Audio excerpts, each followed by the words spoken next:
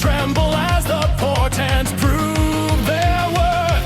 An asteroid upon its course to bring the Empire to its knees. Despite their certain doom, the Telamon were pleased. The Orokin sent messengers to seek the story's truth. But what they found was anything but what the cult forsook. The asteroid was weaponized with mighty burning engine drives. The intervention so divine proved to be but lies.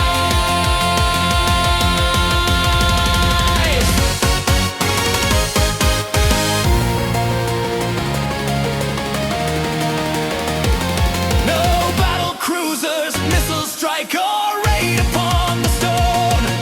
The Empire sent a warrior to halt their fate alone.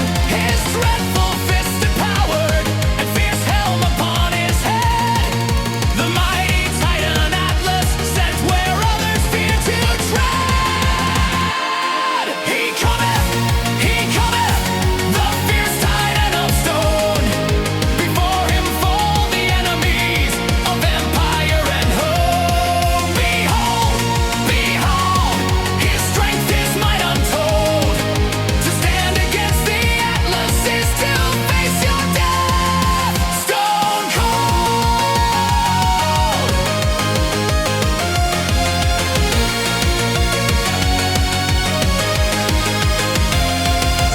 Upon his swift approach into the hurtling monolith,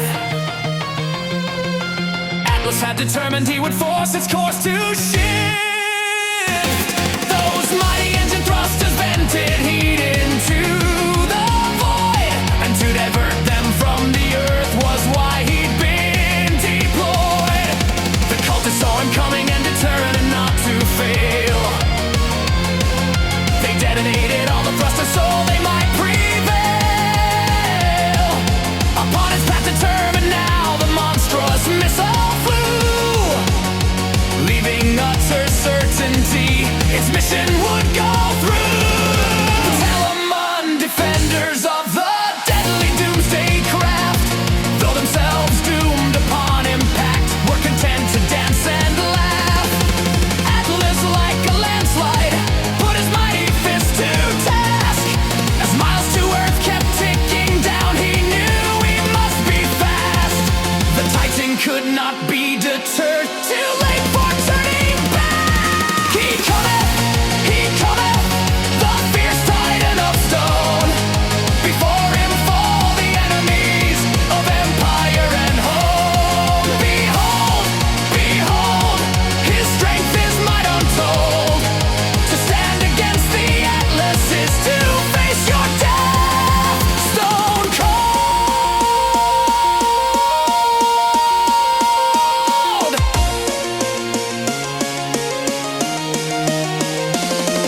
The stone shall shatter all, they cried around him as he knelt. But he know he gave unto them or the feeble harm they dealt. Down deep within its bedrock lay the key to its demise, the means to crack it open wide and deliverance contrive. A trembling began and shook the cultists off their feet, and slowly on and louder now a pulse began to beat.